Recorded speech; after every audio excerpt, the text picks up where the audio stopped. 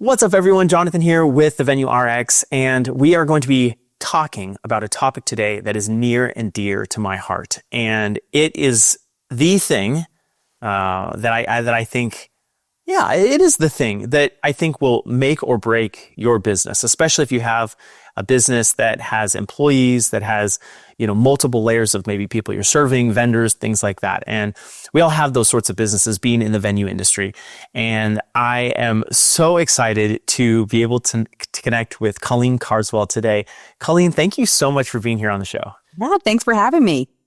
So we met very briefly at Wedding MBA. I remember kind of scouting out your booth, and I was looking, and then I saw you. I think I had seen you online or something before, but then I saw your booth, and I was in passing, and you were busy, and I actually have it right here. I grabbed a little pamphlet. I'm like, we're gonna be in touch.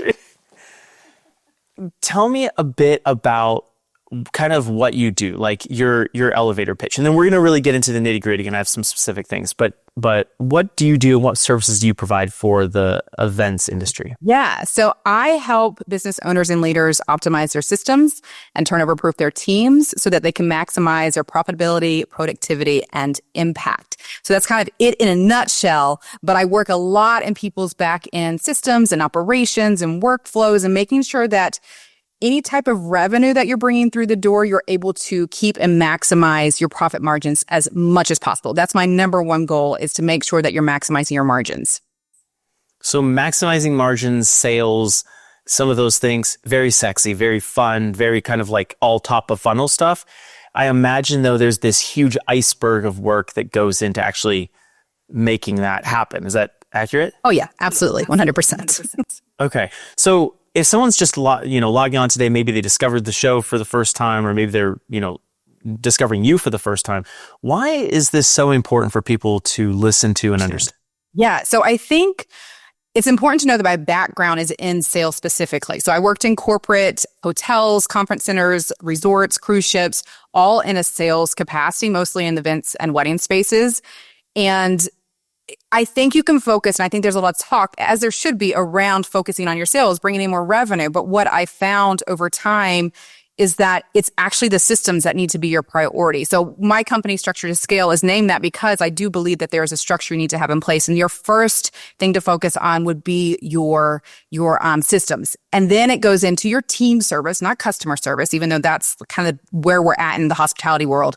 And then your customer service, and then your sales. So sales for me comes at the very end of it. Not that you're not focusing on it, not that you're not making sales, but you really have to make sure that your systems and your operations are where they need to be if you want to make sure that all those efforts you're spending in bringing in clients and bringing in revenue are actually allowing you to maximize your margins and keep up with your word of mouth marketing. Like all those things play into each other. So making sure that you have that back end of your business really tight so that when things start funneling in, it's a really good fit and it's really aligned and it allows you to maximize all the things.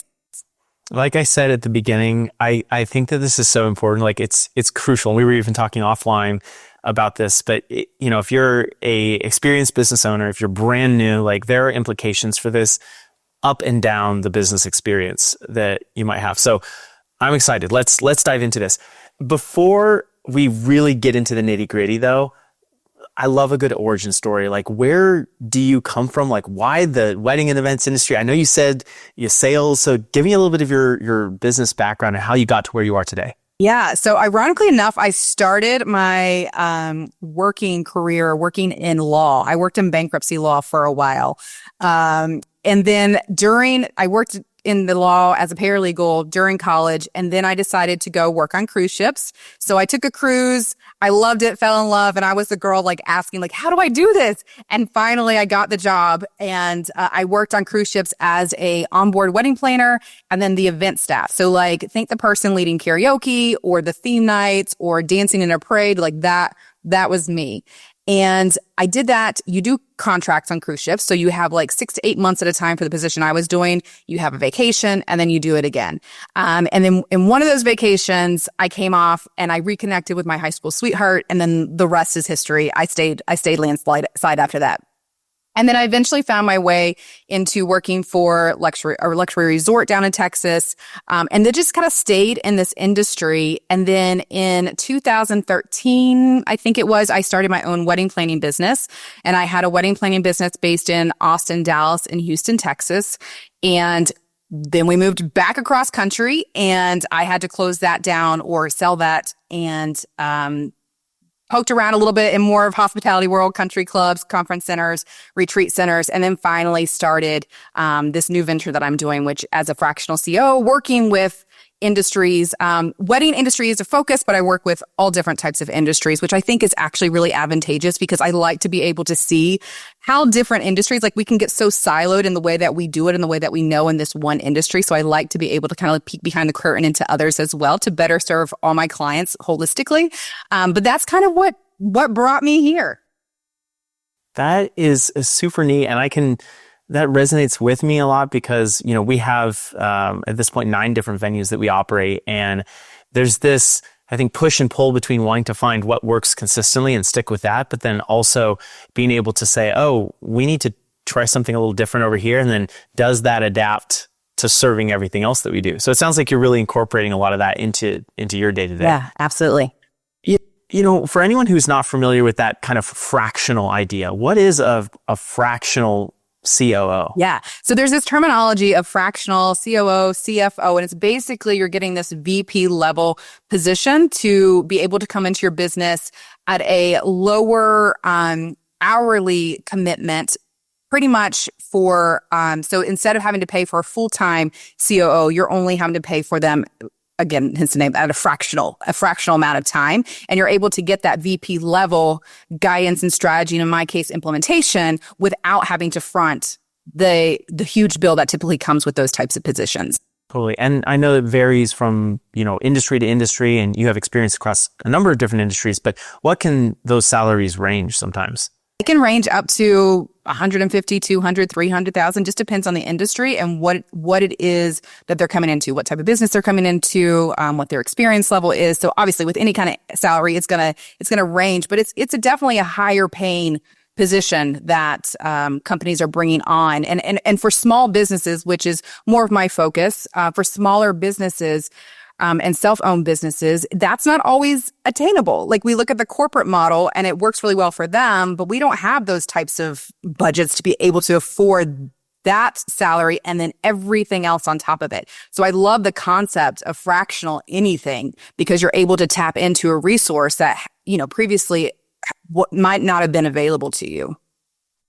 Yeah, that is so true. I think a lot of people who start a venue or start a small business, to your point, they are wearing all the hats. And so the concept of hiring someone, a COO level person, an executive level person, is daunting both on the financial side, but then also understanding, like, if I'm shifting from a COO, CEO, CFO, like all of the executive level positions, and I'm wearing all those hats, offloading some of that. So in a classical sense, what would a COO be helping? Like, what would they be responsible for inside a business, and maybe cant it a little bit for the wedding? Yeah. So really lots of things to do with systems and processes, operations, team development, leadership development, anything operationally that's going to get you to where you need to be that might feel a little overwhelming, a little chaotic, a little messy. Being able to come in, look at what's going on in those systems and in those operations, problem solve, find solutions, and really tighten up the back end in a really nice way so that you can operate more efficiently. And then retain more of your profits and also your staff and your team, and just overall just be able to run your business more efficiently. How much of this is, I guess, on the fractional level, are you telling the business owner, let's say, hey, these are the things that you need to do, versus how much of it are you doing in that fractional COO role? Yeah, excellent question, because that is the question I get more often than anything is, okay, so because I think we've been so conditioned a lot of times to think of like coaching or consulting where somebody comes in and they tell you what to do, and then you end up needing to be the one to strategize and figure out how you're going to do it, how you're going to develop out that skill set, how you're going to find the time to do it. As a fractional COO, I'm actually coming in and integrating and implementing and doing the things that I say, hey, this is what I've noticed. needs to happen in your business. Here's what my role is going to be. And I'm going to be the one to do those things for you. So it's a very different relationship versus having a mentor or a coach who just comes in and tells you, you need to do this. It's, hey, this is what we need to do. And that's why I'm here. This might be a tough pill for anyone listening to swallow, but when you're starting to work with business owners, are there, I guess, problems, inefficiencies, lack of discipline, like different things that you find in your engagement with them that actually prohibits you or impedes your success inside those roles because the other individual, the person, a business owner, doesn't understand how to properly utilize you? Yeah, I think it's a lot of education on my part in terms of like what I'm there to do and how I do it. But also I think a big thing that can come into play is the mindset piece. I think if the hardest thing to overcome for me would be a mindset piece. So having those conversations around that, because that's so ingrained in us, the way that we think so deeply influences how we behave and what our results are. So you kind of have to go all the way back to the very beginning to try to even tweak in the human aspect of it too, like tweak that mindset piece. Everything else, for the most part, I typically find really aligned clients because I go a little non-traditional, and how I start working with people is I do a lot of in-person events. Like I love relationship building. It's something that I've learned over time. Like social media, great, but I'd rather be living my life and creating the social media content versus like sitting behind a desk and creating it. And I just find that when I go to events, people get to be with me, learn more about me, understand my energy, understand how I work at a much deeper level than something more superficial than having to like watch all my reels. So I think that that's to my benefit because I'm able to find the clients that are a good fit. And sometimes we're not a good fit. And I'm going to be upfront about that because I don't want to work. I don't think it's good for either of us if we're not the right fit for each other. So I think that's really important at the very beginning of it, is making sure that fit's aligned and then moving forward from there. Like that has to check the box first. I'm glad you mentioned the mindset piece because I feel like there's this natural progression in business where you can learn some of the skills, but then very quickly you rise to the level of your inefficiency or your lack of a growth mindset or something like that. And maybe there's a narrative that you've been telling yourself about your business or about money or, about employees, right? That's really hampering you. What are some of those mindset kind of like just those mindset pieces that have been hurting people inside their business that you come in contact with? Yeah. You mentioned already, like one is money. Money, for small business owners, that's huge. The money mindset and the stories that we've told ourselves over and over throughout our lives are deep. They are ingrained deep. So that would be a huge one because that influences how you look at your sales and how you go after different things and what you feel like you're worthy of. All that is going to play into it. The other mindset piece is like I have to do it all myself. Like I have to have ownership of all the things. I have to have my hands in all the things, doing all the things. Otherwise, it's not going to get done correctly. That one has a little bit of the mindset piece. Also, a lot of you can strategize that kind of out of your system. But those are two of the biggest things or the biggest mindset hurdles that I run into for sure. Do you feel like you've had to overcome any of those mindset pieces in your own life? Oh, yes, 1000%. Like the only reason I can talk about it so deeply and so truthfully is that I have been in money mindset for, I think, going on 5 years now. I used to be the person who had to have control of absolutely everything until the universe was like, nope, no longer. Like we're not going to do that anymore. And I had to learn the hard way to let a lot of different things go. And I hear those stories with my clients and friends in the industry frequently. Like I think if we were very honest about it, either we're suffering through those things on our own without doing the work, or we're doing the work. Like I think that's just part of this game. Part of that though, it sounds like there's a breakdown of levels maybe in activity. And we're talking COO, which I would assume is different from like an operations manager, which is different from someone who actually maybe like does the different things, like the admin type work. Could you break that down a little bit more for us and kind of as we get practical here, break down what are the levels that you should have in your business for operations just in general? Yeah, and I think that's going to kind of play differently in each different business structure. I think there's the ideal, like the thing that we think of the ideal way, like if we had all the money and we had a great hiring pool in the area in which we lived, like this is what that would look like. But I think that it's very unique and individualized to each company. But to break down a little bit, like how I view it is you have kind of like your admin or your VA at a base level, like a task implementer. And then you have your operations. Sometimes in the online space, it's referred to as a virtual OBM or virtual online manager.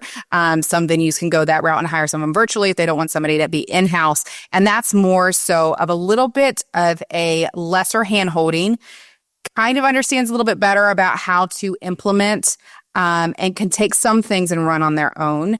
And then you have the higher level, strategic level that is really hands, like you don't have to hold hands. They're basically the ones coming to you and saying, here's operationally what I'm seeing happening in your business. Here's what I feel we should do. And let's you and me, come up with the plan to implement that. So it's less of telling them what to do like you would a VA or an administrative assistant in your business, and more so a partnership at a strategic VP level. I love that breakdown. It's so clear, and I want to dive into this a little bit more. So obviously we're taking this kind of general business for all the venue folks, listening. We can apply this to our businesses, but could you give us some, I don't want to say hacks, but maybe tips or tricks to managing each one of those roles, starting with that kind of most basic VA level? Like what should we be doing? And what should we conversely not be doing to help set them up for success? Right. Yeah. I think, it all starts from first impressions, right? So if we go to the very beginning of it, let's say you're just now hiring on this new position. If you're lucky enough to be in that position and start from the beginning, fantastic. You're in an excellent spot. Sometimes though, that person's already been with us for a while. But what I like to tell people is it's really about the systems that you create around your people. So thinking through things like, number one, that onboarding process, if you're at that point, first impressions absolutely matter in business. And the thing that I like to tell people is you're spending all this time and resources and energy into hiring this person. And a lot of times what can happen is you hire them and like, that's done. Check that box off. Now I move on to the next thing versus really nurturing that onboarding experience. But I would also say one of my biggest tips and hacks for business owners, if you're not already doing this, is to implement stay reviews, or sometimes called stay interviews. Because I see a lot of focus in any industry. The venue space, wedding venue space is not unique in this sense, is you focus on, sorry, I just lost my train of thought there for a minute. New hires. You focus on the new, bringing the new team together versus that's where I was going. Okay, thank you. So you focus on like your performance, like when it comes to reviews, you focus on performance reviews, and some people focus on exit reviews. And it's like performance reviews to me feel very transactional, where it's like, you did this really well, so here's your reward, or here's the thing that maybe you didn't do so well, this is what we're going to work on. And then you have your exit reviews, which in my opinion, they're good to an extent, but at that point, it's too little too late. Like, I don't know if anybody else has ever been on the other side of being invited to do an exit review, but you've already checked out at that point. Like that's no longer your concern. You're moving on to the next thing. So a stay review, and on the other hand, comes along with you and does more of like a hand holding with your employees and really opens up that conversational floor. Because what can sometimes happen is we just assume. We assume as leaders, employees assume as employees, but the dynamic doesn't go employee to leader. Like sometimes employees are holding on to things that they very much want to share with their leaders or with the owner or management, but they don't feel like they can, or they don't know how to open up that conversation space. So you need to start implementing these regular touch points with them so that they start to learn over time that, number one, they can come to you. And number two, you're going to keep that consistent. Because when I talk to people about implementing stay reviews, it is very much sometimes, okay, I did the thing, I checked it off, now I'm good. But stay reviews are so much more than that. It's an ongoing conversation. It's benchmarking where they're at, what their goals are, where they want to go, what's working well. And it's getting very vulnerable and asking, hey, what's working well with me? Like, what can I do better? And I will say the first time you do this, they're probably not going to tell you anything. They're probably going to tell you you're amazing, but it's coming back time and time again and being like, no, really, I really want to know how I can serve you better. And implementing that as that's a non-negotiable, in my opinion, for any business, just to open up those conversations more. It's interesting. It sounds like depending on where you're starting your business. Let's say you're a solopreneur, you're wearing all the hats and doing all the things. You start really as a doer. And then as you start hiring more people, you just across the board, regardless of what your business is in this industry, you start becoming more of a manager of people, hopefully fantastic people. And your time is spent doing those stay reviews and doing some of the different things that kind of keep them doing their best work. Right. Yeah. Yeah. And I think too, a lot of times we focus, I think business owners generally overall, really good hearts, really good intentions. But we do, because we're wearing all those hats and we're wanting to hold on so deeply to all those hats, it is hard for us to bring on the things that strategically are going to make our business run smoother and is going to be able to allow us to be more profitable. Because a lot of what I talk about is turnover. And turnover, I worked on cruise ships where turnover was inevitable. It's actually part of the business model. So there are worlds in which turnover is okay and it does work. And then there's also the majority of the rest of us where turnover is avoidable to a certain degree. And we are not seeing it on a profit and loss budget sheet on the spreadsheet as a line item. So we're not seeing how much it's actually costing us. And it's one of those things that's like, okay, well, I'm not like when you're going through your expenses and you're looking at the different things you can cut here, I'm not being as profitable as I want to be. What can I cut back on? How many more sales can I make? And it's not looking at the hidden costs that are within your business, such as turnover, which is a huge hit to any budget margin. So if you're talking about, I like to focus on tiny tweaks. Like what's the tiniest, easiest thing you can start doing today that's going to have the biggest impact? And stay reviews is one of those. That's huge. Thank you. I love little nuggets like that because then that's actionable, and you can take that away. I actually think you mentioned that on your social media right after MBA, which was like, because there's so much, you like get all, and at any conference, you get all of this information and it's like, great. And then you come home and your stack of business cards sits there and your notepad sits there. And then you get into like real life and it's easy to just like, what did I learn? Like I felt so empowered then. and then you get into real life and it's like, oh my gosh. So I'd love to hear some of the systems because I think mindset, like we talked about that.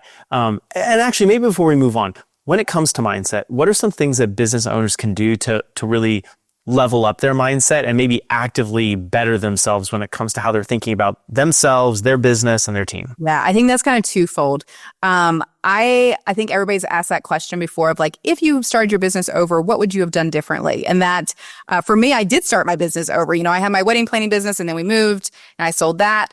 So I've had the privilege of starting over. And one of the things, like there were three main things that I was going to do differently, but one of them was hire a mentor and a coach because it felt so isolating. It felt so alone. I had a whole team, but I had nobody to talk to. I had a whole family, but I had no one to talk to because it's not the same dynamics. It's not the same level. And you obviously can't go to your team and like complain on how your day is going, or that's not the business dynamic or the relationship that you have with them, nor should you. So having someone in your corner that gets it, so a mentor or a coach. And then the other part that I was going to go with that was, I've lost my train of thought again. Well, I wanted to ask you, do you, just to kind of zoom in on the mentor piece, are there some things that for you look for specifically in a mentor, or some things, because there's a lot of people online that create, great content, but how do you really like find someone who's going to help you versus someone who you're maybe just going to spend thousands of dollars on and they're not really going to help you push the needle forward? Right. I think I might give an answer that's not going to align for everybody because I think it's very individual in the sense that for me, I get a very strong knowing. Like I know when I am aligned with somebody that they are my person, and that knowing has served me really, really well. It's not very strategic, but it's something that works well for me. And just making sure, like if they do offer maybe start out with a lower membership level, like maybe they have a group membership, get into their world in some capacity at a lower investment level, make sure they are the right fit for you, and then move into more of that one-on-one space. And that was the other thing I was going to say is it's the mindset, it's the mentorship, and it's also the energetics around it. Like, is that person energetically aligned with you? Which a couple years ago, I was not the energy girl, but I am certainly like energy is literally everything. And I talk about this so much. Even like productivity. I don't like using the word productivity. I really, really think that we need to be striving for energetic alignment. So when you're looking at that mindset piece, it's the energy around it too. Like if your mindset is kind of like in the dumps right now, a lot of that can be tweaked with some proper like energy infusions, meaning what is it that you're currently lacking? What pillar of your energy set is currently in a position that needs to be fed and fueled a little bit more. So that's a little bit more out there for people who are not in the energy space, but that would be something that I find is key as well. So to use very like a street level term, the vibe, right? Yes, the vibe. We're looking for a vibe, as the kids would say. My 11-year-old son is teaching me all the cool stuff. So when it comes down to the vibe, so it sounds like it's a mix of the vibe and then just seeing like, hey, have they done it? Like, are they competent? It's finding the competence and then making sure that you align energetically, like you said. Right. Going on kind of in that same vein now, if your mindset, maybe you're struggling hiring someone quality in, or you're struggling because your mindset or your energetics are off, or there's some of those problems and actually like you are your own worst problem or own worst enemy as it comes to this. Are there some things that you found in your own business journey that have kind of helped you push the reset button and kind of jumpstart yourself into getting there so that you can attract better people into your world? Yeah, I think that moment came where it was just, I kind of alluded to earlier, it was just like the universe slapped me upside the head and was like, no, you can't continue down this path anymore because it's not serving you well and it's not going to get you to where you want to go. And for me, the biggest thing was, I was juggling too many things, wearing too many hats. I own multiple businesses. I was homeschooling 4 kids. I was volunteering in wild capacities, and I was just trying to do so much. And I've learned over the course of the year, like my reset was that moment where like I wasn't doing any of it well. Like I wasn't, and same thing kind of in business. I think we can relate. It's like my kids' education was suffering. My marriage was suffering. My business was suffering because I was trying to do so much that I wasn't able to do any one thing really well. And just starting to release some things, doing less. And now that's a question that I ask myself all the time. And it's a goal for my clients in terms of, all right, we have all these great ideas. We have all these great visions. We're getting really creative, but what realistically is going to align? What's going to make you feel? What's going to make the business a lot of money, make the business really good? And also you as an owner, because you are only as good as you feel and as your mindset is. And if you're taking on too much, or if you have some mindset issues around whatever it might be, it's holding you back. Maybe it's hurting the team. Maybe it's hurting your sales. Maybe it's hurting all these different facets. So as a parent, I know you're a parent as well. Like as a parent, you start to understand more and more the benefit of pouring into yourself first and how it's not selfish. You're actually doing everyone else around you a service when you are focusing on yourself and when you are putting yourself first. And I think that's the same in business. It's just giving ourselves permission to do that. And, kind of that reset time for me, going back to really small, tiny tweaks, I would identify something that either brings you joy in the limited capacity you're able to do it right now, or used to bring you joy. And as an example, I was growing up, I danced, I played piano, I sang in bands. Like music and movement has always been a huge part of my life. But I realized a decade had gone by and I hadn't listened to any music because listening to music to me was not productive. If I had time alone, if I had quiet space, I needed to fill my ears with podcasts and I needed to learn, I needed to absorb all the things, because as a business owner, how else am I going to move forward? But instead of doing that, this year I started, probably October of last year, I started listening to more and more music. And just that one small little change that got me more into the energy, more into who I really am, had massive benefits for my business. So it doesn't have to be like a huge reset. It doesn't have to be the universe saying, nope, we're not doing this. It can just be a tiny thing to get back in alignment with who you are, to be able to expand your capacity to be able to do more in your business. I love that. And I think so often we, as business owners, as parents, as just humans, we go until we fail instead of being proactive. And I know, unfortunately, I've seen that in my own life. It's like you just continue doing something until you get hit hard enough, to where it says, okay, I need to evaluate this. I need to look. And some of that is like, weight, physical fitness and health. Some of that is business and our lifestyle. Some of that is our marriage, right? Some of that is the relationship with our kids. So instead of doing that, and that's why I love about podcasts and YouTube, because when you're listening to something like this, it gives you that moment to say, okay, let's slow down here and let's think like, what are those things? And how do we optimize for that so that we don't have to like get hit by a car or get a divorce or like really get some of those like really big hurtful things that really have a long-term impact. Wow. Yeah. I think go ahead. Well, yeah, I was just going to say, I was listening to a podcast and I heard the host say like focus is the active removal of things that don't serve you or the things that drain your attention. It was what it was. And I just like that resonated so much, to your point about, how this plays out. Yeah. And I think too, it's like in our business, because we're business owners and a lot of us maybe are parents, and it's like you spend all day serving others. You spend all day serving your kids, serving your employees, serving your clients, serving the business. And that's a question that I always ask in terms of like, okay, but also how are you serving you? And so frequently you hear like there's just crickets. Like, and I was at one point as well as like, I didn't have a hobby. I didn't like do things for myself. I didn't do things by myself. And so I think that needs to start to become a question too, because you're going to be able to serve so many more people so much better if you just can serve yourself and take care of yourself, which I know sounds cliche in a sense, but it's really, really true. And a tip that I know for venue owners, especially because we're in this wedding industry and it's always so busy and we have so many hats that we're wearing.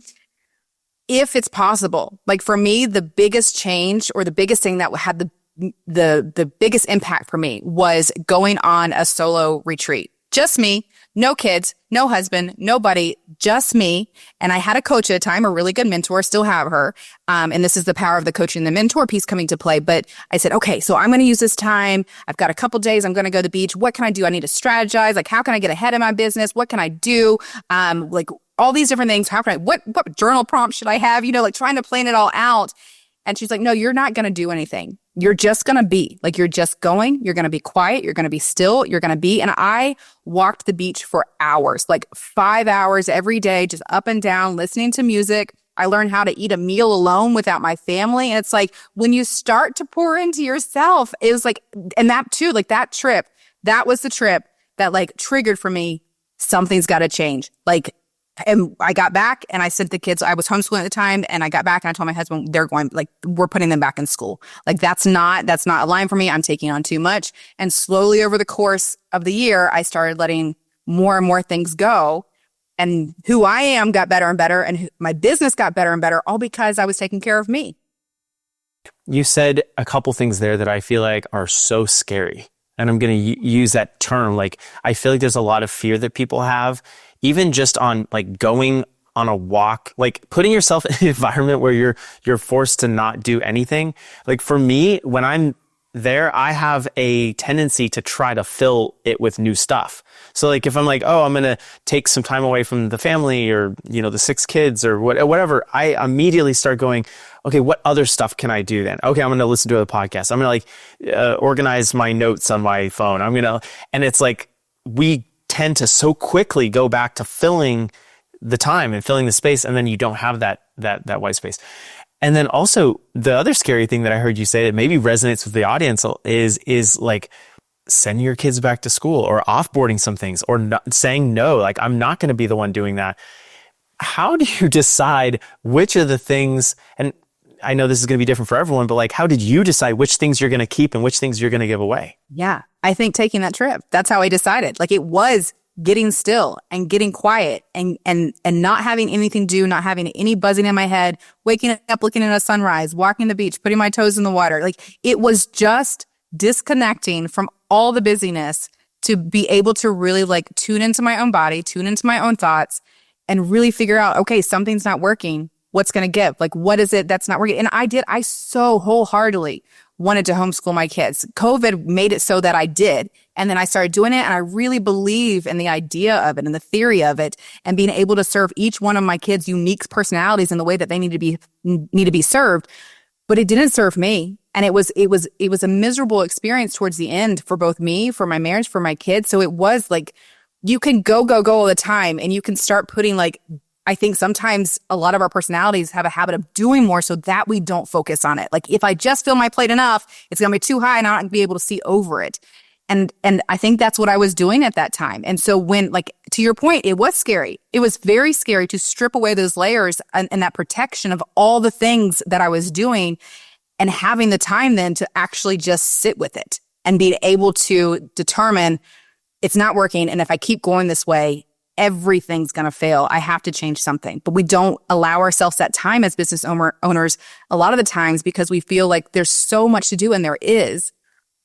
And also, sometimes that pushes us to the point where we have no other choice. I like to say too, sometimes you can choose the easy way or the hard way. And sometimes that easy way is actually the hard way long term. You can choose the easy way. You can keep doing what you're doing because it feels comfortable to you, but it's going to get hard eventually. Or you can do the hard thing now and make it so that it's going to get easier in the future. And I say, when I put my kids back in school, that was a terrifying experience. It was terrifying. When I let go of some of the businesses that I was focusing on, terrifying.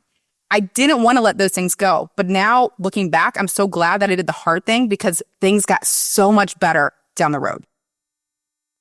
I'm curious with that. I'm curious your reflection on this kind of idea of temporary discomfort for long-term gain. Because there are certainly things that we can do, like maybe going to the gym, to use a cliche example, right? You go to the gym and it's painful, but then you get those endorphins, and then long-term you start seeing the effects on your body, right?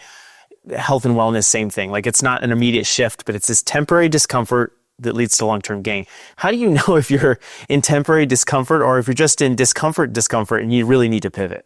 Yeah, I think I think it has a lot to do with, are the things that you're doing, I focus on two different channels. It's doing and being. And are the things that you're doing aligning with either who you want to be in this moment or who you want to become? Because sometimes, to your point, the gym, when you start, if you haven't been to the gym in forever, or if you haven't taken a walk or whatever, starting moving your body again, it's hard work. It's doing the things. It's looking at a calendar and saying, all right, check that day off, did the thing, check that day off. It's doing. You're intentionally putting yourself in situations that you're not used to. So I think of that more as doing a thing.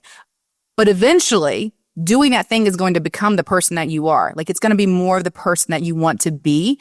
And also, when you're thinking of doing anything in business, am I doing something because it's going to allow me to become the person that I'm striving to become? And so I think it's kind of putting those two things next to each other and figuring out from that regard. Am I doing it because I want to be this person? I may not be it now, but I want to be this person. Or am I doing it to check off a box? Or because someone said I should, who doesn't know me and is nothing like me? And just really analyzing the data in that way. That's huge. That's awesome.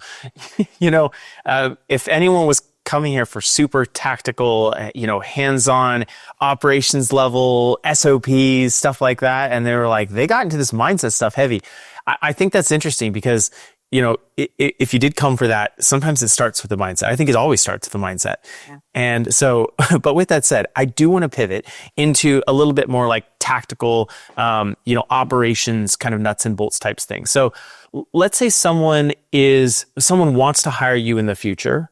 Maybe they don't feel like they're ready yet, or they don't feel like they have a budget for it, or whatever, but they want to start setting healthy habits and healthy patterns inside their business. And they want to start kind of getting that base level of operational excellence inside their organization.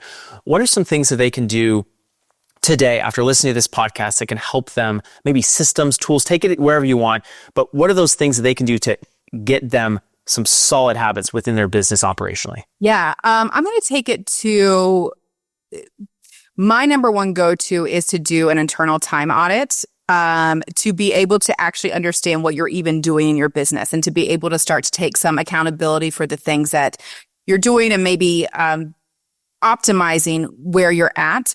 Why I love internal time audits is that it allows you to identify the areas in which you need to delegate, the areas in which you need to automate, the areas in which you're spending too much time repeating different things. And it's really, really regimented in the sense that you're spending, and sometimes I say internal time audit and people like glaze over because it's it doesn't sound fun, and it's not. It's not a fun thing, but it is a necessary thing, because if you don't know where your time's actually going, how do you ever really optimize your time? And I talk about this in the sense of time economics with, we have profit and loss statements and bookkeepers and accountants and all sorts of things for our money. But a resource that we also know is limited, we do nothing for. The only thing we sometimes do is say, oh, I don't have time to do that. And then we do nothing about it. So I think starting with an internal time audit to be able to get clarity around your business and where you're at and be able to really strategize forward. And then from there, kind of how I work my internal time audits is that it kind of builds upon each other. It's we do this 2-week time frame of really analyzing the data. And then we do this period of going back and reflecting and then planning forward. And those two things in themselves, like if you want to have a really, really big impact in your business and you're not currently doing that now, that reflection piece and that planning piece, if we're talking tactical, that's tactical. That's something that you can do today. And it's just looking at the end. I do say micro and macro at the end of every day, saying what worked well, what didn't, what fueled and energized me, what drained me, what felt like something I shouldn't be doing today, what felt like something that really moved the needle. Asking yourself those questions every single day. At the end of the week, asking those similar questions, but more as a broad macro level, and then planning for the week ahead. And looking at strategically, not things that you're going to do, things that are actually going to move the needle forward towards the goals that you want to achieve, and being very, very strategic. There was a time in my business that I did not reflect and I did not plan. And I would say the moment that I started implementing those two things really shifted a whole lot of things, because you're able to clearly see now, oh, I actually can't do all those things next week that I thought I could. And what can happen is that we say, okay, I'll do that next week. I'll do that next week. And before you know it, you don't realize how many things you've piled onto next week. And they're just a bunch of like mediocre little tasks here and there that really somebody else could be doing for you. But now you're doing them and you haven't looked at the strategy piece of it. And you haven't planned for the strategy both a week out, a month out, a quarter out, and just really reflecting back on how all the things are working. I love that you said that, especially the part, there's a lot of gold there, but especially the part about, the time audit and reflecting back on how it made you feel. Because there are those people that are energy vampires in our lives.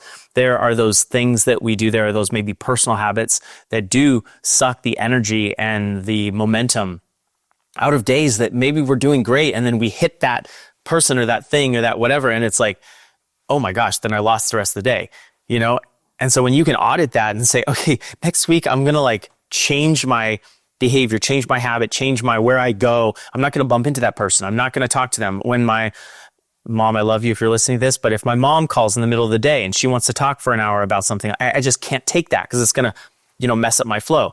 So things like that I think are really, really essential. When you're working with business owners, do you ever find that the goal that they feel like they have or the need that they feel like they have in their business changes once they do a deep dive on how they're spending their time and maybe what's really the problem? Yeah. Because if you change, again, going back to the mindset piece, if you change your mindset piece around that, or if you think to yourself, if you're telling yourself this story that you have no time, well, then you're not gonna approach your business to bring in more clients and bring in more sales if you don't have the time to help them. There's going to be that little bit in the back of your brain, whether subconscious or conscious, that's going to prohibit you from doing certain things or going to prohibit you from taking actions on certain things that would actually get you to where you want to go. So once you identify mindset-wise and you identify that, hey, I actually can free up time. I actually do have time. I have the ability to create more time if I just look at it strategically like this.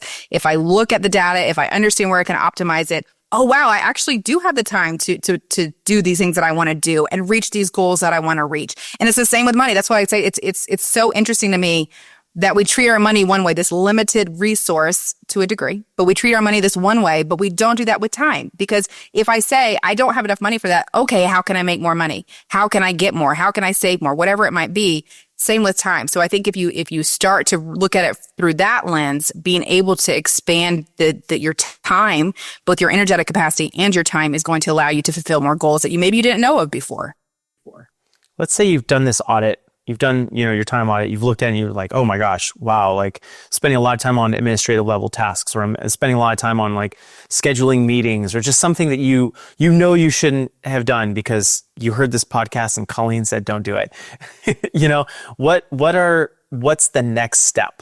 After you've identified those things that are sucking the energy and the momentum out of your day and actually impeding you from bringing new clients in and things like that, what's the next move? Yeah, I think it can be a couple different things. It depends on who you have on your team. Is there somebody on your team that can help, that you can offload those things onto? I also strongly recommend that once you get comfortable and knowledgeable about time audits, that you have your team do it as well. That takes a little bit more dedication, though, depending on the certain employee. So really getting comfortable with the concept yourself, because if you have a lot of things that you want to take off your plate, it may not feel good to that particular employee that you're just like, here you go. I couldn't put them on my plate, so here they are for you. So that's a little bit of a delicate balance that you'll need to work through. The other thing too is maybe it's automation. Maybe it's something that you need to automate. Maybe it's something that you need to batch, like do all these one things. Like I talk a lot about theme days.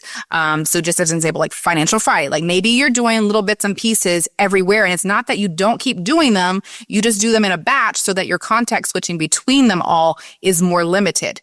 And then the other thing, of course, is that maybe there's a tech tool, like you said, calendar specific. Like maybe you're currently doing manual calendars and putting them on your calendar manually. Maybe it's just getting a calendar scheduling tool. Like maybe there's certain tools or software or tech that exists out there that can support you in these things that are taking up so much of your time. That makes so much sense. I want to come back to that at the end, and we'll wrap up here in just a little bit, but I want to ask you kind of some of your top favorite tools, kind of, some candy for the audience. If they're going to go consider using a tool, I'm curious what your tech stack looks like to help you be most effective. So we'll come back to that in just a second. But when it comes to, being inside your business and working in your business, not on your business, and then kind of getting out. So we've audited our time. We've considered delegating to someone else. Are there ways, like, I think I struggled personally with the delegation piece because it's been, okay, great. I know that I'm not supposed to do all this admin stuff. So then I'm like, here, employee, team member, whoever, you do this. And then they don't do it correctly, or I'm just like, and after a little bit of that, I'm like, I need to take it back. I'm the only one who can do this, right? I know you've probably experienced that before in your own life and your clients' businesses and things like that. What's the combat for that? What's the hack? How do we get over that? Yeah. I think too, like one thing is trusting your team members, right? I think sometimes there's a little bit of that's mixed into there. Or do we trust that they can actually do the thing that we want them to do? The other thing is making sure there's open conversations and open dialogue about it. I think sometimes we're so busy and like we get to, like we've talked about earlier, like you get to a breaking point. It's like, I know I've got to take something off my plate. And like, you just like throw it away. Like you just throw it at them. I'm not saying that's what you're doing, but sometimes we can do that in our businesses where it's just too overwhelming. And we get to that point and we have to take it off our plate. And so we put it into that energy, like, and the employee's not going to like really handle that really well. And then let's see some other different ways that you could do that. I mean, it sounds like you are sticking with it until maybe it's not working any longer. So I would say make sure that you are giving it the right amount of time. I think that we can give it too little time sometimes. So that would be something that I would tell people to just stick with it, and have those conversations. I'm going to return to that. Like, I really, really fully believe that having the conversations, and maybe it's something that it's not like an immediate fix for this one specific thing, but maybe you start implementing in those stay reviews like I was talking about, and you start having more open dialogue in the sense that they feel more comfortable sharing with you why something's working, why something might not be working over time. Like, it's not going to be a short-term thing, but I also like to look at the long-term of it as well. So I think that would be a few tips that I might suggest around that. Yeah. One kind of maybe follow-up to this is I almost feel like there's two ways to approach this. One is to break it down to its simplest possible form. Click this button, then go over here, then go over there, and then you delegate it. Maybe you use like Loom or something and you delegate it. So now you have an SOP, and then they're just like doing the SOP. So that's one way to think about it. But then the other side of this, which is I feel like the majority of the time, especially when you're doing something new, you're constantly trying to move forward and progress, you're in an unfamiliar environment. And so maybe there isn't an SOP for that thing. And so some of these tasks get kind of looped back around to you. Do you have any suggestions or solutions for how we handle that, or even empowering a team member to handle a situation that you haven't, created a perfectly designed SOP for? Right. So you're saying like there is no SOP, and you're not going to create an SOP in this instance at this particular time. Is that what we're talking about? Yeah, just like, let's say you have a wedding planning business and, you've never really taken on like a luxury client. And so you have the SOP for how you handle someone whose budget is $60,000, but then this person comes along, was off of a referral, they have like $200,000. And then your team just kind of doesn't know, well, what should I do about this? And then you go into doing all of the things mode again, because you're like, I'm going to take this one on. And now all of a sudden the systems that you set up and everything kind of starts falling apart. How do you handle like getting into this new environment is there a framework that we can teach our team? Like, how do we get into it? Yeah. So I think part of that too is going to come down to if you're going to do the thing already, like if you're already going to be like, I got to take this on, then you have your team come alongside you and observe. Like, I think there's some really powerful lessons in simply observing and having them there to get familiar with that situation, to get familiar with that type of clientele, to get familiar with that process, to the point where you then trust that they know and they trust more in themselves and their skill set and their ability. Because yeah, you're right. If you just throw somebody into an environment that's completely new, we're the same. Like we're all the same. Our employees are the same as we would be in a new situation. So really helping them get familiar and comfortable in that new environment with that new thing. I think observation can be really, really powerful. It makes me think of a client I had that wasn't in the wedding space, but I think it's applicable. She had a client in a role, bringing in leads, wasn't really monitoring that role for a long time. It was, it's partly a leadership issue, and then realized that, oh, wow, those leads aren't being followed up with. They're not actually like focusing and converting these clients isn't her goal. But because she wasn't looping back and having conversations with her, when she realized that was happening, because she started to see it on the spreadsheet at that point, when she realized that was happening, she just went into like, I got to take this all over mode. Instead of, all right, let's have conversations and let me come alongside of you. I'm going to show you how to do this thing. I'm going to show you how I would do it. You're going to do it anyway. Again, right? Like to your point, like you're going to already take it back over. Just have them watch. Have them have conversations with you as you do it and get comfortable and familiar, because there's two different, if you're talking about you're a business owner versus you're an employee, that in itself is already such a different dynamic between the two of you. So there's different perspectives at play there. Yeah. Okay. So stop thinking like a doer of all of the things and start managing those people. I love that. That's awesome. Well, let's wrap up today. What does your tech stack look like? Like, what are some things that you are using on a daily basis that kind of help grease the operational wheels to help things work more fluidly? Yeah. So I have a few things. I am pretty digital and techie, as you might imagine. And then I also am kind of analog. Like I have my planner. Like I have a hand planner or a pen and paper planner that I live and die by. It's the full focus planner. So while we're talking about planning and reflecting, that already has like reflection prompts in it for both your quarter and for your weeks. It has like areas that you can plan out. So that would be like my top. It's interesting to me that I always go with something that's not really techie, but that's the most supportive thing for me and how my mind and how my business operates. Tech-wise, I have tried all the things tech-wise. I really, truly have, either for myself or for my clients. Currently, I have a really great CRM system, which I think you use the same. It's the Go High Level system. So that one is at the top of my list. I also have used multiple ESPs or email service providers if the venue is nurturing emails in that capacity. So Flowdesk is a great one. I don't use it because Go High Level kind of encompasses, as you know, like all the things.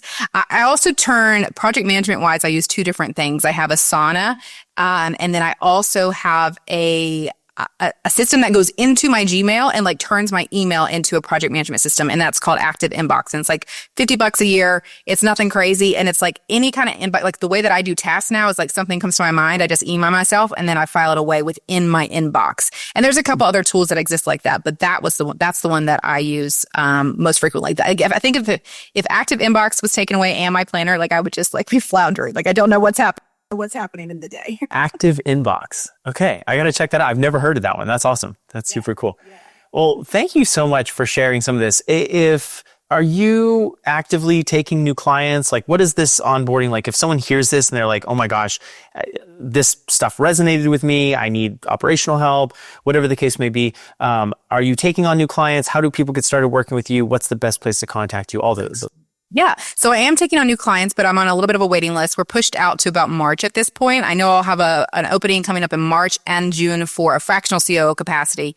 But that's kind of how I work is I work with a select number of people at a time because it's very much me and I am very much hands-on and in your business. And I have to look at strategically what my client load is like. Because when we start working together at the very front end of a business versus where we're at towards the end of our project and the project scope, it's a completely different way of working. So right now I have a few openings, but they're pushed back a little bit. I also tell people I have coaching available as well, one-on-one coaching where we do a very similar thing. I'm just not implementing yet.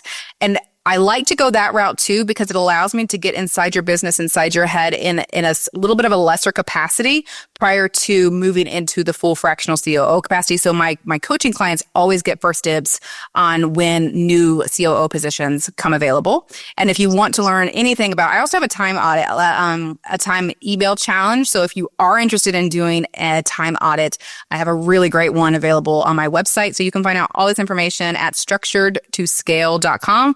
Or if you just want to like have a quick conversation, DM me on Instagram would be the best place. And that's just at Colleen Carswell _. Awesome. Very cool. And we're going to have those links in the description of this video. The time audit piece is so valuable. So like do that if you can. Do that. Just start there. Colleen, I think it's really neat that you do the coaching piece first though, because it makes a lot of sense. Like off that energy, the vibe stuff we were talking about before, and then you picking the clients that you can do the best job serving. It makes sense for you to engage with them at kind of a lighter touch for both people. And then for the other person, it's like, does Colleen resonate with me? Like, does how we work together? Yes. Okay, great. Let's really bring her inside our business. Yeah, I love it. absolutely. Absolutely. Cool. Well, Colleen, thank you so much for your time today. This has been great. And I'm looking forward to bumping into you again at events, and we will talk real soon. Sounds great. Thank you.